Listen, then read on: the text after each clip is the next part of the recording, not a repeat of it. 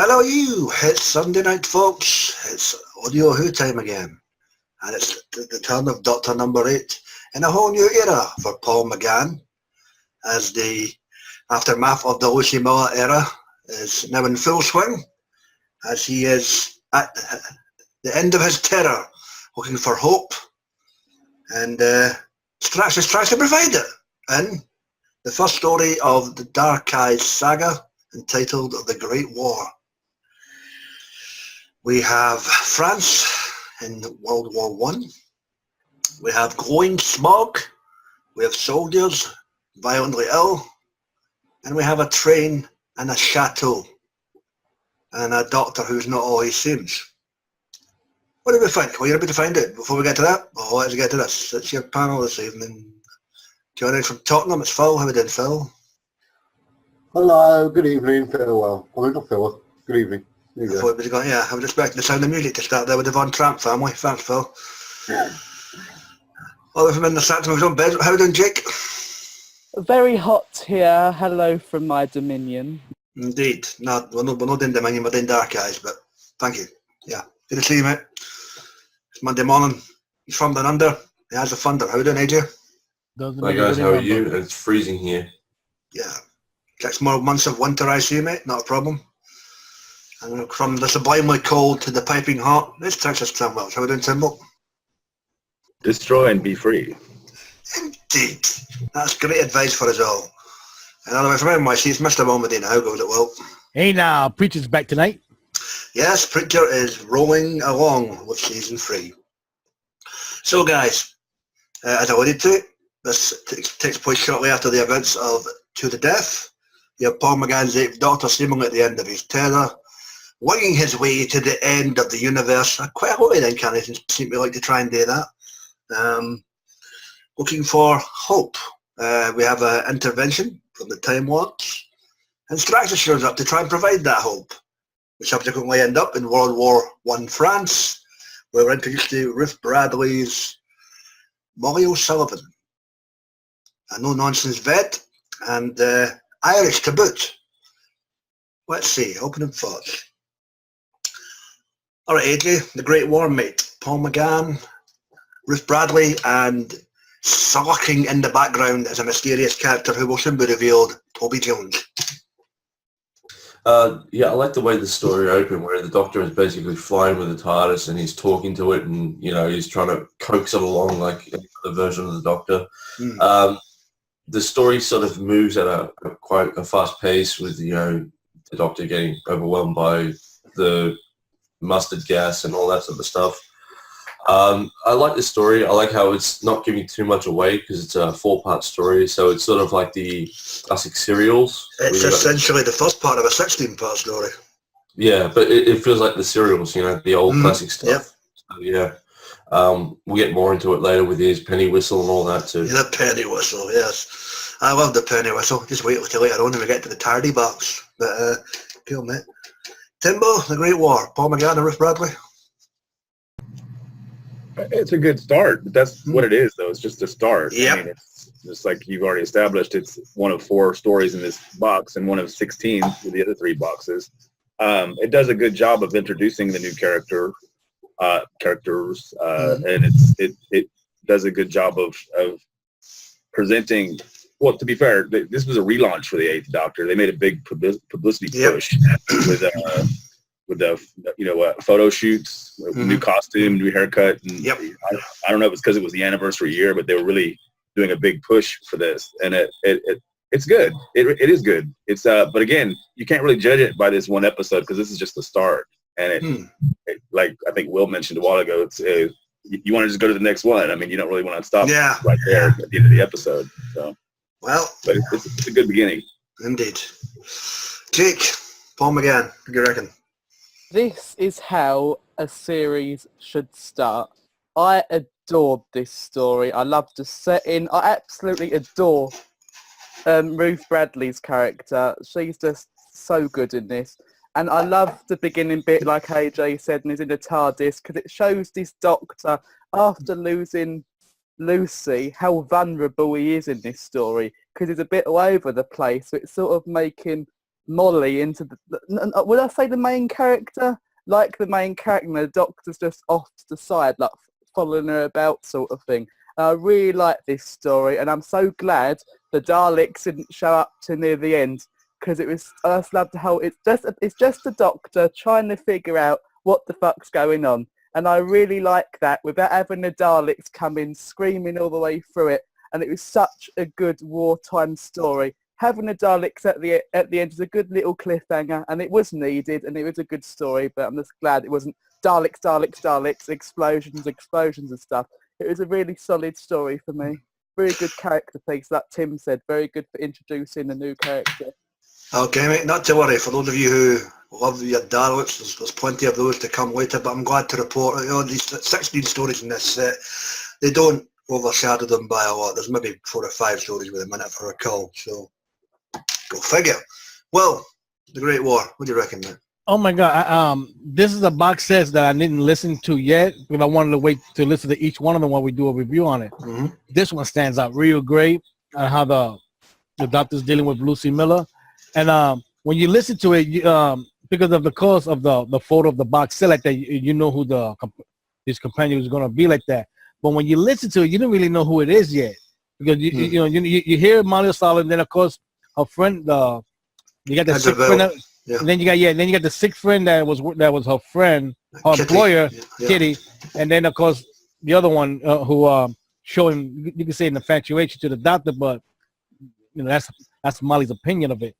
And they stood out like that. And then of course you had the Doctor, the real you say he was an American Doctor, you can say, that guy. Well, it was John, which is... It was Dr. Sturgis. Dr. Sturgis. He stood up because you thought he would just did for the war like that, but then what he does later on in the story really shocking. Yeah. That really, I mean, like, wow. Of course, like you said, Toby Jones is there, but you hear his voice like that, but he hasn't, nobody, you can say that nobody has yet seen him or met him yet, so his character is not introduced yet by name, but you hear his voice. He's essentially in the background pulling the strings at this point. Yeah, that's but just in this story, you don't know who he is yet. So that really stood out pretty great like that. And of course, the setting of the first war was that was a great thing. Considering how much the effect of mustard gas and all that was having on the soldiers and all that, and all these you could say nurses or VADs like that was not wasn't aware was gonna how the effect of that happens on the skin and on the soldiers' lungs like that, and you can hear the sound effects of them throwing up blood like that. That really stood out. That was like, whoa, that was a shocking thing. I mean, I gotta give props for a story that's not under an hour. It stood out real good. So you gotta give them props for that. And of course, the Daleks not showing up to the last 10 seconds. That stood out better too. There you go. Yes. Excellent, mate. Philip, The Great War. Opening thoughts, mate? I can only echo what everyone else has said about it. I do like the fact where the Doctor's using his sonic to fix the rails, basically. I think Penny whistle. Yeah, his penny whistles. Trying to fix the rails. I thought that was good. And the fact that some of the that soldier bloke that was with him was sort of like, what is that? What are you doing? He's like, turn your face away. Was that Hodgson? There's 2 soldier blokes, weren't there? There was Hodgson and... It might have been Hodgson, I don't know. Yeah. Oh, Tucker. Hodgson and Tucker, yeah. Yeah. Well, one of those two, and he doesn't want him to witness the miracle of the penny whistle, basically. And I also, the fact when Molly describes in her letters how she's covered in ticks and not washed for days and stuff like that, and it's kind of like, ew, okay. You can imagine just sort of being around those sort of women in the war kind of thing. Not very nice. The same as for the men at this point in time, Phil. I mean, Yeah, true. As for the setting, it's a good setting for the war and everything, and the fact that we gradually get to realise that Molly's eyes are not as normal as they should be towards the end, because the doctor recognises that our eyes are not normal eyes, and then obviously, like everybody else says, the advent of the Daleks breaking through the smog or the smoke thing, and the fact that when he was suffering from the mustard gas poisoning. That's kind of good because that shows him his respiratory bypass system to clear it out, whereas normally a normal human being would die from that. So that was a good little show as well. It's a good little start for it's a good little start for the whole story. I would have liked a bit more from it, but it's all right for what it was. All right, yeah. Fair dues, mate. I enjoyed the setting. What Phil just alluded to. The whole mystery of Molly. I quite like the fact that wasn't revealed, that she was actually what they were looking for until towards the last 5 minutes of the story. First they thought it was Isabel, first they thought it could have been something within the camp or on the train, and of course you find out in the last 5 minutes or so that when Dr. Sturgeon's true nature has been revealed, that he's actually the sleeper agent for what appears to be the Daleks, but there's more to it than that. You find out that it's Molly, and that gets explained as the story goes along, so that was quite good. Ruth Bradley, first outing, first Irish companion in any medium in Doctor Who, including your books. So, interesting spin for Nick Briggs and Co to take with this one, and we're off to the races for a 16-part epic. Albeit like everything else, some parts are better than others, but still a good one nevertheless.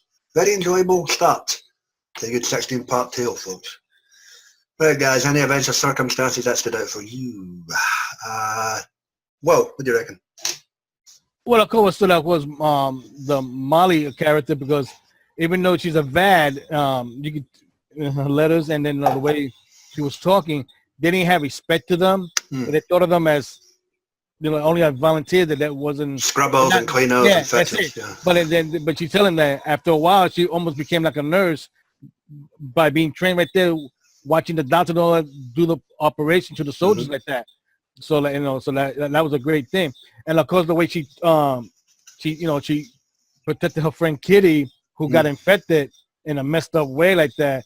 And of course what happened to her later on in the story, that was a sad situation. Of course, and the other woman, Isabel, who just came in as a VAD herself and is under Molly, she got her reaction to seeing somebody throw up blood. That was genuine right there. And of course, you know, Molly would have to teach her, look, you got to deal with this because that was only one guy. We're going to get dead. We're going to have a lot of soldiers. We're going to get wounded, amputations, and all that. So that stood out pretty good. And of course, how Molly was saying that she had like a sort of a crush to the doctor, but I didn't really see that. Of course, I don't understand. Even though we gotta wait till later on, Strax is showing up to the TARDIS, shows us that something is building here. So that's not pretty good. So I can't wait to follow those stories up. Well, you mentioned who played Isabel? Isabel was played by Laura Molyneux. Yep. Good side character, albeit if it didn't pan out so well for her as well come the end of the story. But yeah. Timbo, anything stand up for you, mate?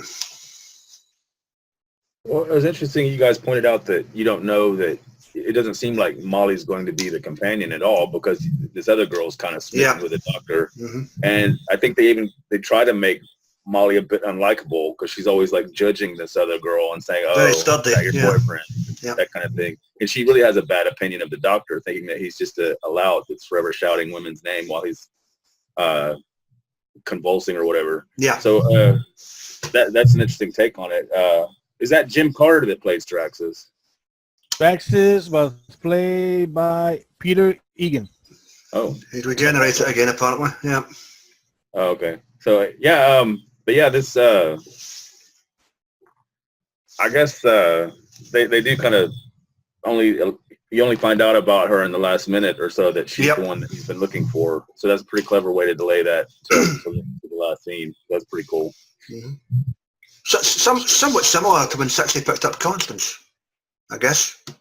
You had that other chick right towards the end, then boom, you had a 360. Yeah. So why not? Philip, it's done it for you, mate.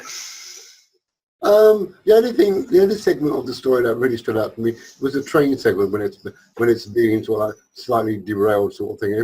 Everybody's got to come off the train and come back on again, and the fact that the Doctor's trying to solve that problem by doing what he did with the Sonic and everything. I do agree with that. Everybody with Molly being a good standout character. I mean, this is essentially her story, not necessarily the Doctor's.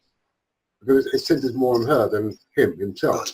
It's background. You've got to introduce the character, I guess. Yeah, true. Should we call it Molly Who? Yeah, Well, you know, why not? Yeah.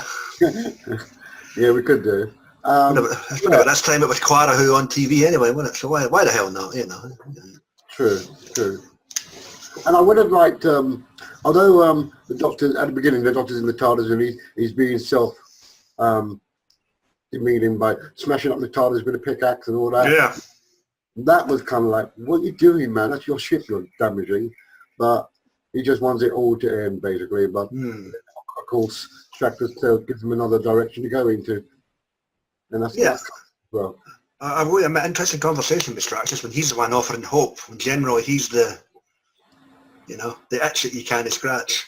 But there's a reason for that, and you'll find out why. Mm-hmm. AJ, what do you recommend? Near the beginning of the story where Stratus says, we can't go to the end of all things because chances are, it doesn't end. It just restarts over and over and over again because there's a theory about, once the universe ends, it'll just rebuild itself. Sorry. I got a question about that because I thought maybe they were implying that because the Time War is imminent, they don't know anything about it or something, or it's being protected somehow so that they can't have any future knowledge past a certain point or something. You think that might be the case? Could be that.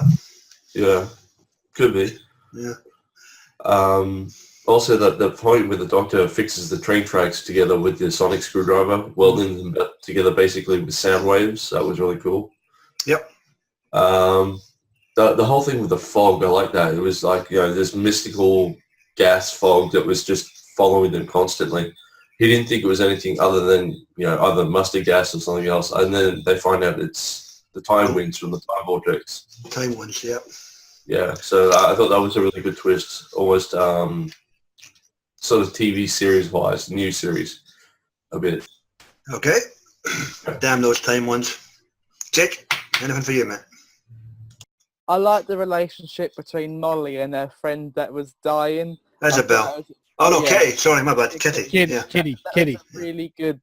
I like how that was playing out. She kind of didn't want to go back to say goodbye because I had experiences like that when I knew people that were dying. I didn't have the courage to go say goodbye sort of thing. That really spoke to me and I thought it was a really impactful, good little scene between them two. Yeah. And when she eventually did die, her acting in that scene was so good. I didn't have one character in this story that I thought was really irritating. They were all great. Even a little cameo from Tim Treloar as the Lord President near the beginning as well, which I thought was really good. Is that a Time Lord or is that John Pertwee? Because I got really confused. And this is a very good story though, and it deserves all the praise that it gets, I think.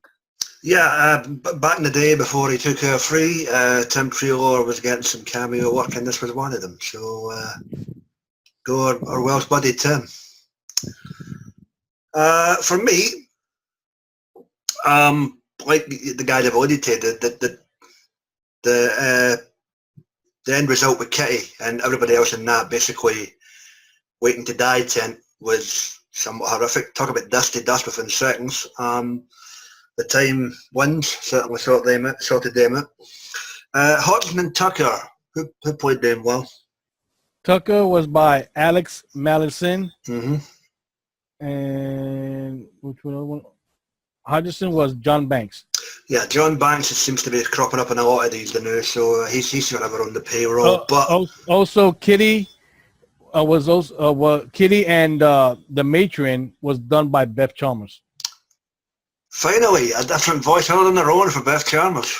I thought I recognized her. Yeah, so yeah, Rain keeps getting work. So interesting outing overall. Good start. Dr. Sturgeon was played by?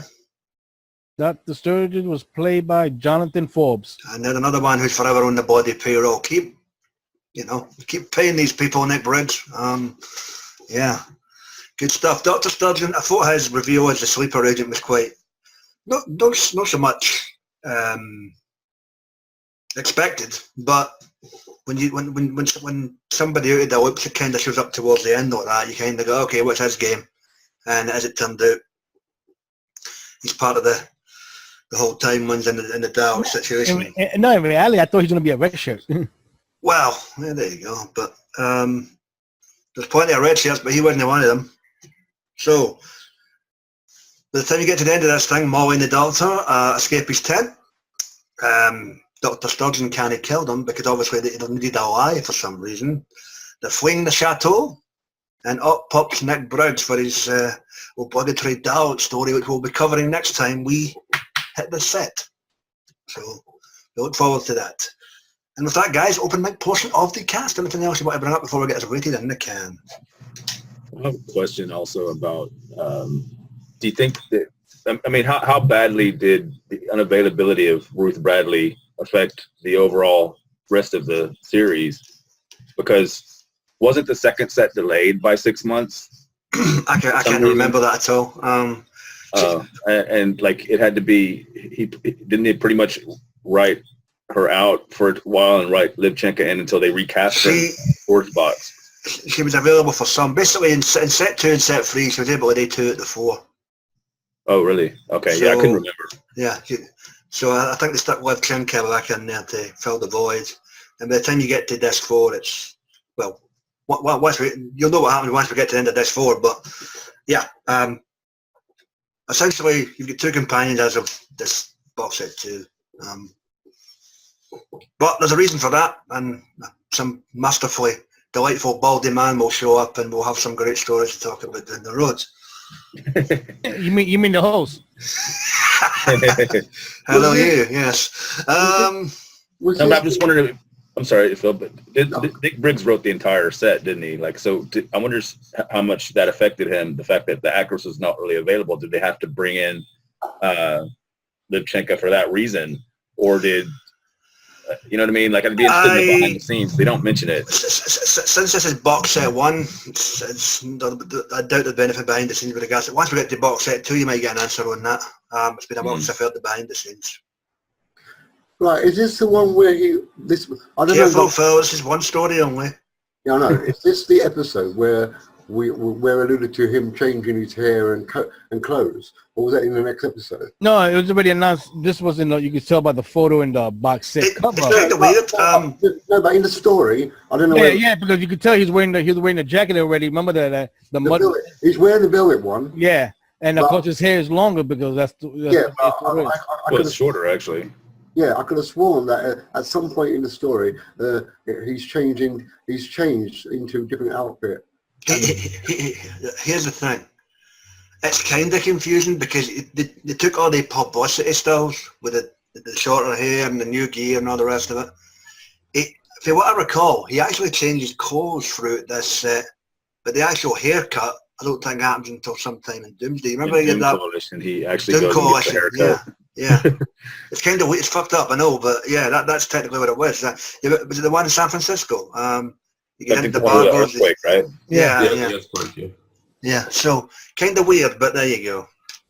This story for the box set won an award for the best audio for the year. Oh, right, okay. I thought it was a whole set. Just the first one story. I think it was this story for that box set won the award. I assumed that was a full box set, so it was just one story. Okay. All right. Interesting. That's what it stood out.